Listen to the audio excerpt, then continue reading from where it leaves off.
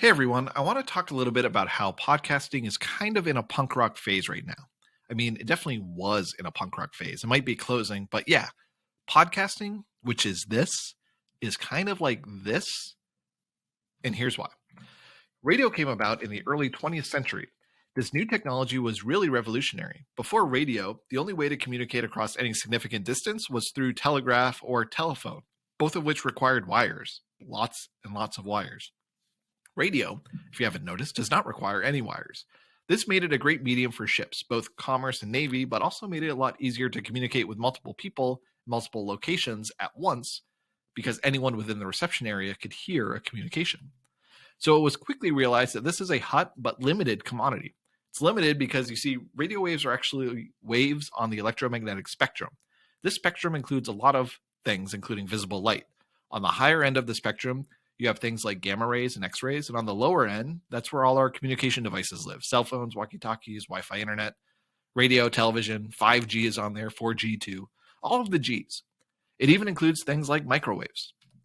But what is suitable for communication is limited by what these waves can and cannot do. Lower end frequencies can't carry as much information, but they can travel long distances. Higher end frequencies can't travel as far, but they can go through walls a little bit easier and they can carry more information. But also, really high frequencies are deadly. You can't broadcast X-rays everywhere because it would kill people. That's why when you get an X-ray done, everyone flees the room behind some lead wall while you get pummeled with X-rays. So there's just a relatively small spectrum of bandwidth that can be used for all of those things that I mentioned. That means we need some consistency and regulation for who broadcasts where and when and how much power they use and what frequency you're using. That's why the FM dial is 88 megahertz to 108 megahertz. We don't have radio stations that are all over that gray band, which is everything from 100 kilohertz to 300 gigahertz. We'd have devices interfering with each other, and your walkie-talkie would not be able to work if you get too close to a radio tower. So you need a regulating body that says certain devices use certain frequencies, and these are the frequencies that they can use, and these other frequencies we're going to reserve for military and government use and things like that. So as radio broadcasting became more and more popular, in 1912 they said, hey, you need a license for that. But then by the 1920s, the courts had questioned the authority of that regulation, and people just started kind of broadcasting whatever, wherever, and however they wanted. It was a little chaotic. So in 1927, they said, okay, let's do another radio act. This time we're going to really control, how much power your station can use, the size of your broadcast footprint, the hours that you broadcast. You might need to share your frequency with another station in a nearby market. And also considering things like AM waves travel further at night, so there's regulation on when you could actually broadcast. In those days, a lot of AM stations would just cease broadcasting at night. That's where the phrase, "this concludes our broadcast day," comes from. But today, they really just changed the power or direction of their signal. This is an AM station in Columbus. This is their AM footprint. This is their PM footprint. So it looks like they just kind of narrowed the direction and reduced the power a bit at night. So eventually, the FRC became the FCC, and then they wouldn't let me be me. And wait, I think that's a different thing. But anyway, by the early 1930s, radio was in half the households. By the end of the 1930s, it would be in 80%. In 1934, there was a clear need. In 1934, there was a clear need for more firm rules and regulations, which resulted in the Communications Act of 1934. This introduced the need for the FCC to regulate considering the public interest, convenience, and necessity. In short, the FCC would now consider the needs of the people. They wanted to promote diversity on the bandwidth and access. And there was lots of challenges to this over the rest of the century. As radio penetrated nearly all households by the end of the 1930s, and without internet or TV yet around, radio was the medium. Networks began to emerge, and the players with the money and therefore power tried to find ways to circumvent the FCC providing de facto limits on ownership. You see, until 1953, the FCC limited ownership basically by its own decision-making. It limited people to 7 AM and 7 FM stations just because they wouldn't grant you an 8th license. So in 1953, they made that 7 and 7 official, but they also would control how many stations you could own in one market, and they would look at what percentage of households you reached with your stations. It was more than just a simple 7 and 7 equation. This map shows all of the current media markets. So there's regulation that happens nationally, but also within each one of these markets itself. You can't own all the stations in one market. If you're wondering, we're here. Columbus is number 33. So through the 30s, I mentioned networks were starting to emerge and become much more powerful. And NBC had multiple radio networks. You'll see the red and blue specifically are two of their networks that intersect with a lot of the same cities.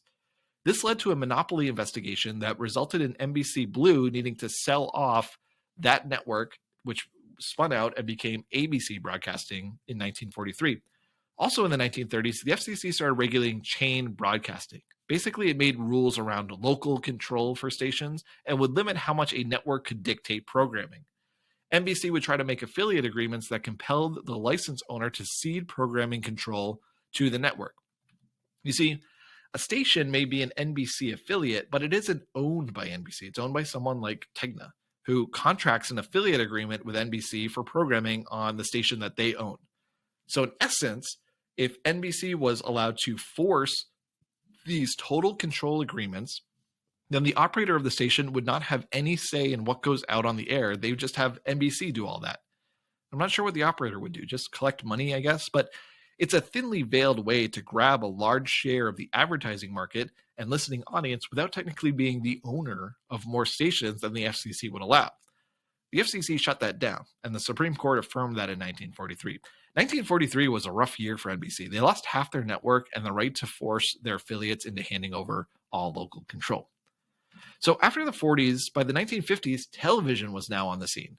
Radio saturation took nearly 15 years to reach 80% of households. For television, they did that in half the time. Right there within the 50s, they boomed onto the scene. The FCC took a similar regulation approach to TV, and we'll get into TV a little bit more in the future. I just want to acknowledge that, yes, TV is also here and being regulated by the FCC in similar ways that radio is as well.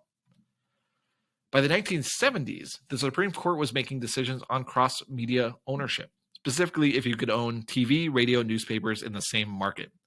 The important thing to know regarding Supreme Court decisions around FCC regulations through most of the 20th century is that the court consistently preserves the FCC's right to regulate in the public interest, promote diversity on the airwaves, and limit ownership. This was being affirmed into the 90s. However, by this time, deregulation was starting to set in on a fast pace as a trend across the country. The late 1970s ushered in this period of deregulation, smaller government, and trickle-down philosophies. Similar to trickle-down economics, which suggests that wealth will be distributed down from the most economically advantaged to the least, there was a similar sense that broadcasting diversity would benefit from owners being able to own more stations rather than less. The thinking being that if an owner could operate multiple stations, they'd avoid intra-competition, and that would promote the need for diversity within the ownership group itself. I tend to think of that as diverse programming trickling down from ownership, but in either case, economics or broadcast, trickle-down theory didn't really work. But nonetheless, that limit of 7 stations that I mentioned from the 50s that the FCC had, that rose to 12 and then to 20 through the 80s and 90s. There were still limits on how many stations within a single market or how much of an audience share the ownership group could reach, but the limits of total licenses was increasing over the 80s and into the 90s, and then the dam broke. The Telecommunications Act of 1996 lifted all that cap altogether. By the early 2000s, the cap on how much audience share a single owner could reach had grown from 25% to 35% to 39% of the country. That means that an ownership group could acquire as many licenses as they wanted, but they couldn't be reaching more than 39% of households.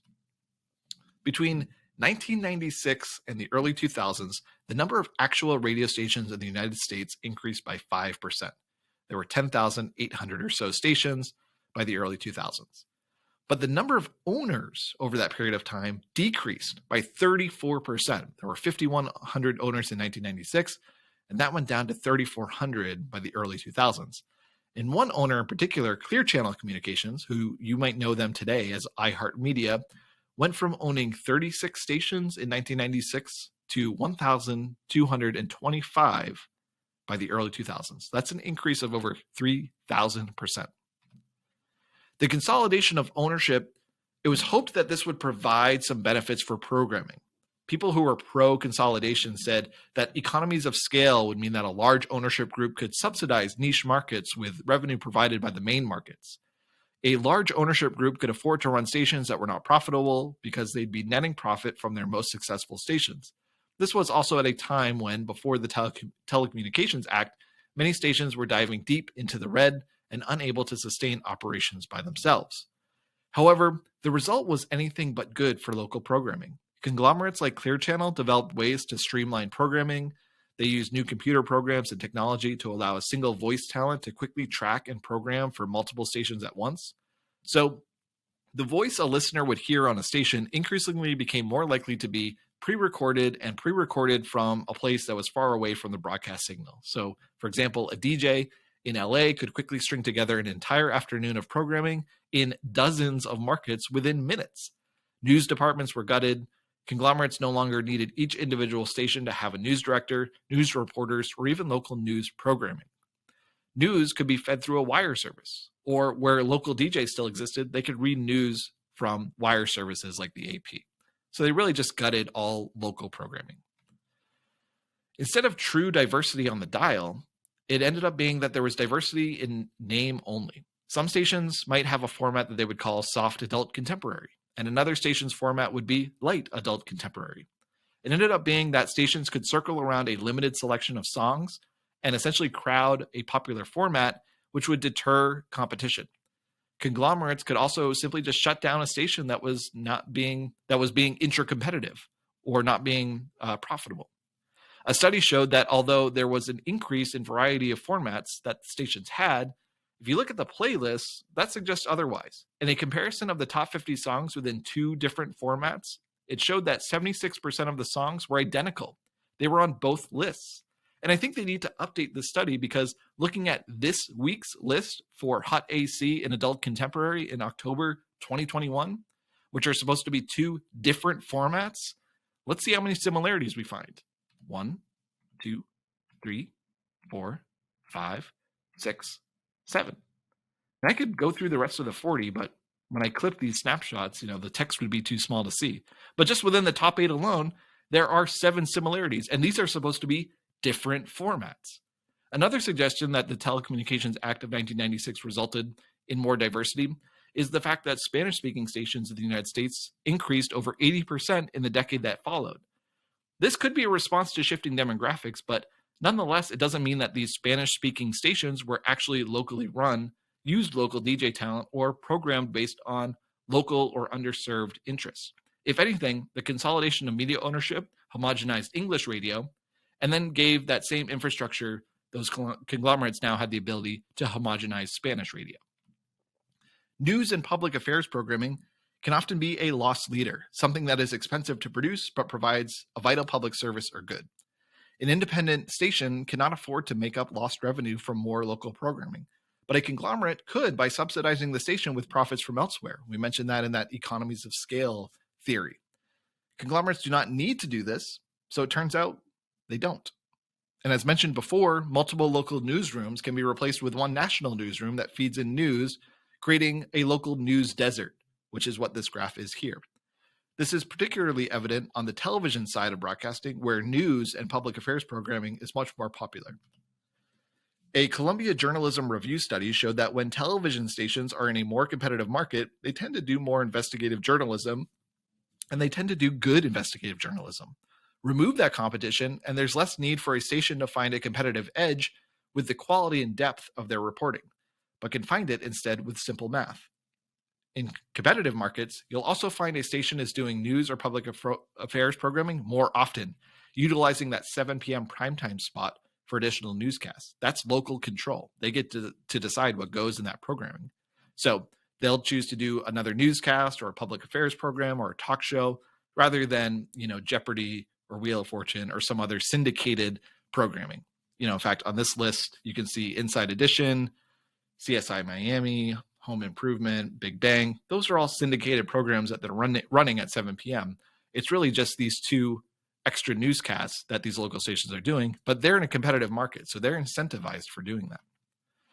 But when ownership is consolidated, those local newscasts may be local in face only. The FCC originally capped owners on reaching no more than 25% of households with their broadcast power. That has slowly increased to 39%, and a recent proposal from Sinclair Broadcast Group, when they wanted to merge with Tribune, would have found themselves in 72% of households, all without needing to increase that 39% cap. And how do you think they propose to do that? Well, for that, we need to go back into the electromagnetic spectrum. And this is truly sneaky. So stick with me on the dry sciencey stuff for a second. Trust me, it pays off. Much like radio, AM and FM dials, TV has VHF and UHF. VHF, very high frequency, was first and comprises channels 2 through 13. UHF was allocated to accommodate more TV signals, and it comprises channels 14 through 69. That's why when you go into any TV market, the big stations, the legacy stations in that market, those are usually in channels 2 through 13. They were first. VHF was the desired bandwidth at the time because as a lower frequency, it could reach more households and travel longer distances. UHF could not, and it's higher on the dial. And in the old days, it was literally on a different dial. If you wanted to access the UHF stations, you had to move the top dial to U and then choose your channel on the bottom one. It was kind of a hassle. So it was literally on a different dial.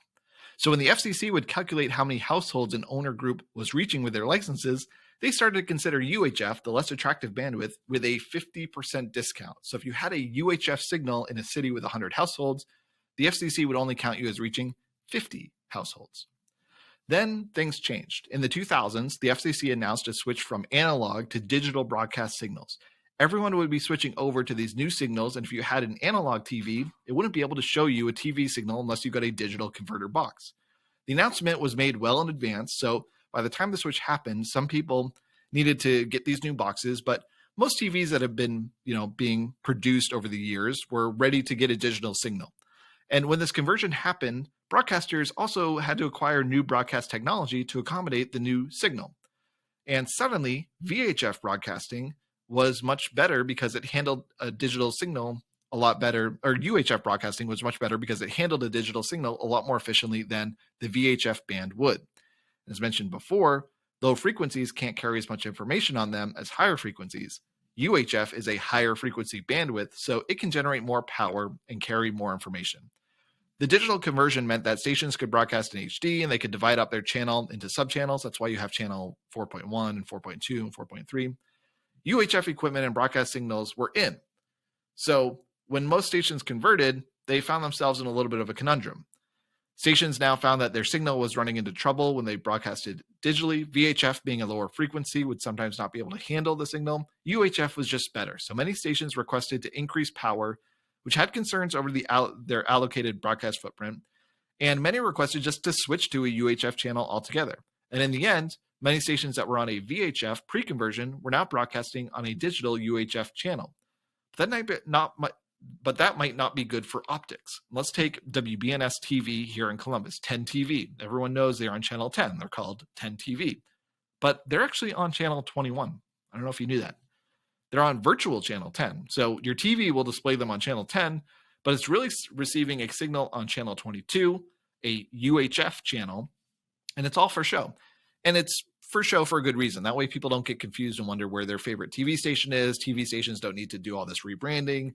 They can still be channel 10 as they always have been, even though now they're on the UHF channel 21. This essentially made the UHF discount that I mentioned before obsolete. It's no longer a burden to be on that spectrum, so they got rid of it. But then Sinclair said, and this was around 2016, 2017, hey, if we reinstate that UHF discount, that'd be really nice, because using that discount, they could find themselves literally being in 72% of households, but with the stations that have a UHF signal, they could count those as 50%, which would reduce, on paper, their reach to only 39%. And that would be a disaster. Remember how we were talking about the homogenization of programming earlier? How consolidation results in basically one flavor? Well, this is what ran on Sinclair stations just a few years ago. And I'm Ryan Wolf. Our greatest responsibility is to serve our Treasure Valley communities, the El Paso, Las Cruces communities, Eastern Iowa communities, Mid-Michigan communities.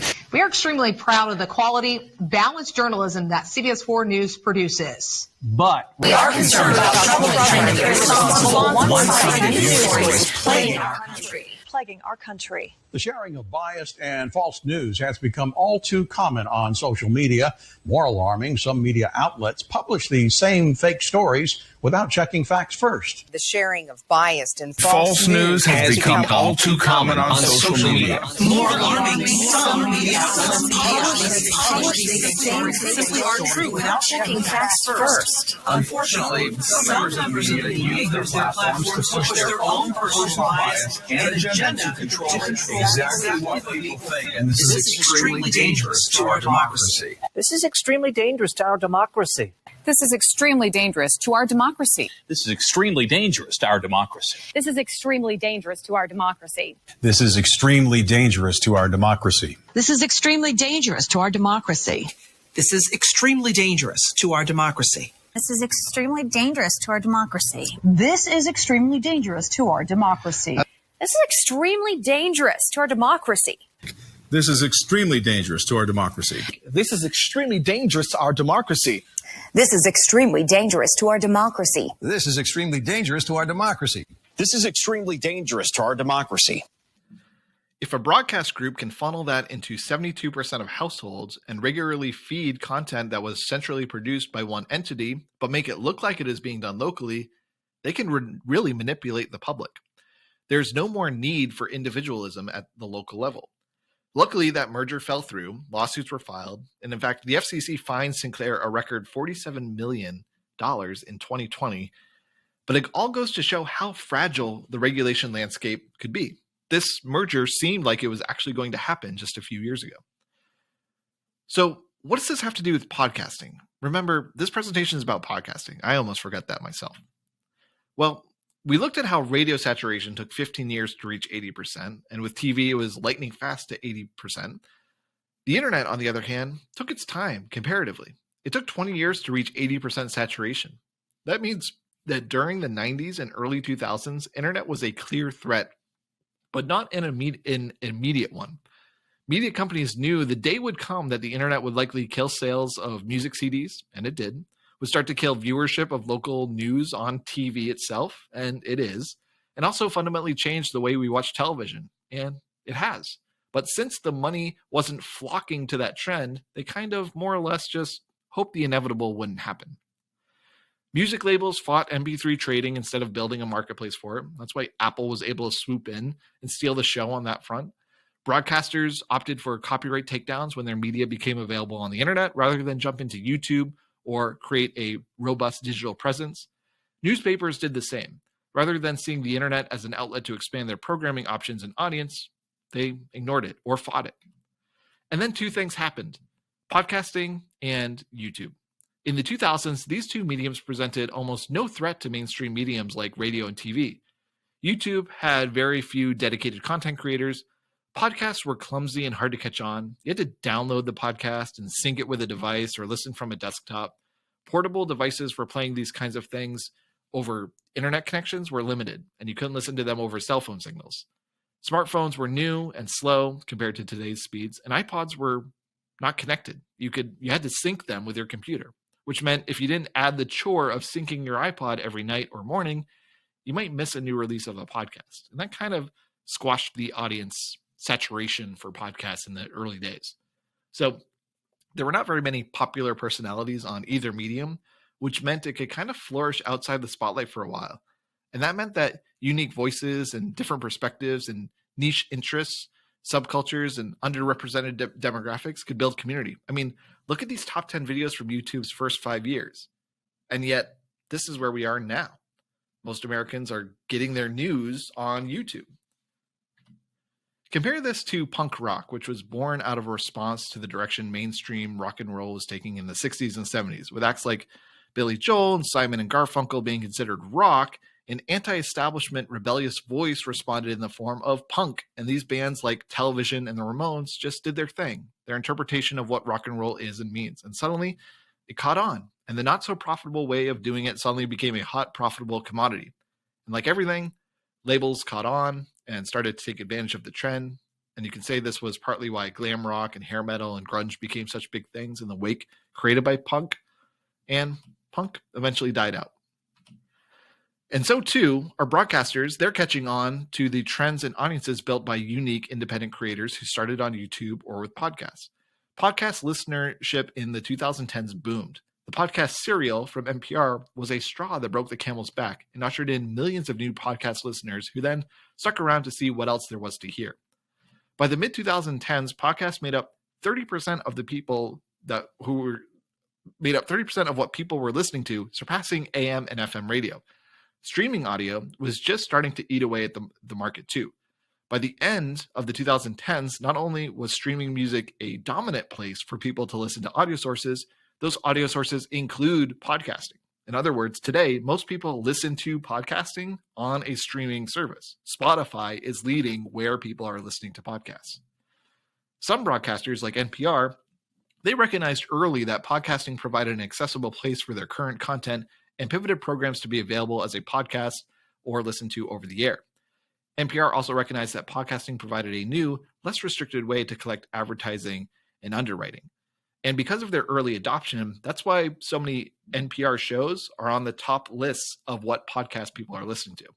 By the end of the 2010s, other news entities like NBC, CBS, CNN, and the New York Times all started to jump into podcast programming as either a simulcast of their reporting or as a supplemental channel for their talent. On the non-news side, advertisers started to catch on that 17% of the US population listening to a podcast in the past month.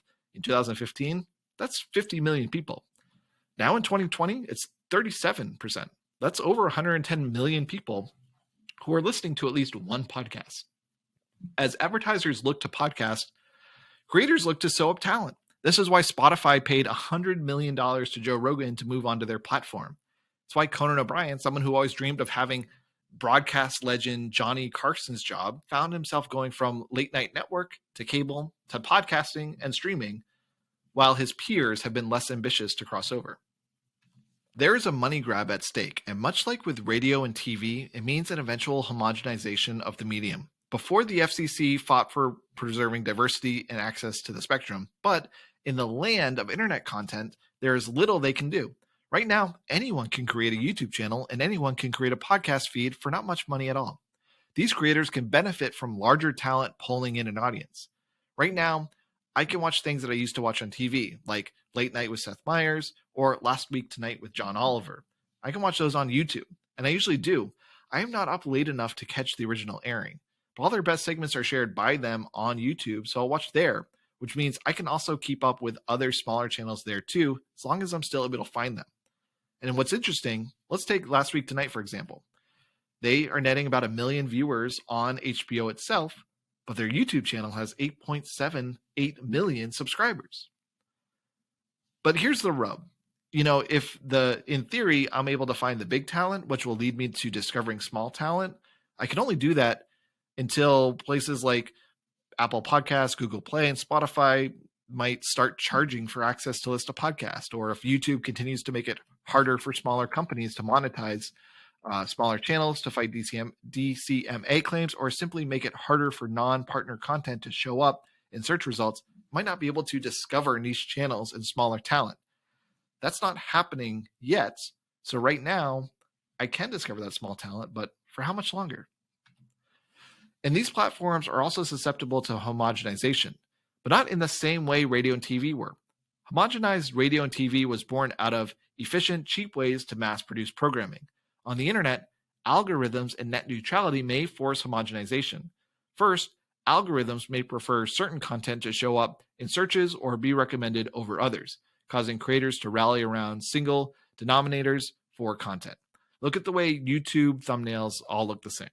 Net neutrality, if not preserved, could allow for companies that own the platform, search engine, and the internet search provider to easily pipe you their content while making it harder or frustrating to get content from competitors. For example, if I connect to the internet with AT&T, they can make it easier for me to watch HBO Max, since they own HBO, than it is for them for Netflix. And on my phone, also through AT&T, they might even say, hey, HBO Max, you can watch that without accounting towards your data limit, but then they'll count Netflix towards my data limit. The homogenization of television radio was a bit more clear-cut. It was large corporations versus the government. The homogenization of internet-based mediums is a bit more murky. When you, the consumer are the only regulator for internet content, it can be more subtle or not even detectable when platforms favor one piece of content over another or sit back and stay hands off when content is clearly manipulative, misleading, or downright fake. The FCC never stood for that. Remember War of the Worlds? You can't just say aliens landed, but you can on the internet. And if the internet provider, content creator, and content platform are all one and the same, they can make you believe it too. It is important to remember the lessons from how the deregulation of radio and television ownership created a media landscape with high consolidation of power and little variety of programming or voices. It was done, in part, to the general population's apathy towards high technical things like chain broadcasting rules, audience calculation methods, bandwidth allocation agreements. So when it was proposed to deregulate them, no one really put up a stink in the public. The same thing is going to happen with the internet. Things like, is Facebook a publisher? Or things like bandwidth throttling and other terms or measurements may seem too much in the weeds for you to investigate or be skeptical about, but much like finance, these terms and these complicated ways of describing things, they do that on purpose to keep you out of the conversation. Doors will always be closing. They did for radio, they did for TV, and you could even say they're closing for YouTube, which is losing a lot of viewers and content creators to places like Patreon, or even more so to places like TikTok, which as a platform was almost entirely built around, hate YouTube's DCMA takedowns? Come on over. However, there will always be new platforms, and the people who are daring enough to try it out and stick with it may be rewarded when the national trend finds out about it. That can be a long slog, and the rising tide might not always lift you. Like with radio, a large behemoth entity may push out a smaller, unique talent, but punk rock wasn't about making it big. It was about sending a message. You know what? And so was hip hop, in the beginning. That's why I'm showing you Public Enemy here. But that's why podcasters are like punk rockers. You have something to say. It doesn't matter if 10 people hear it or 100 million, you're going to say it. Go say it.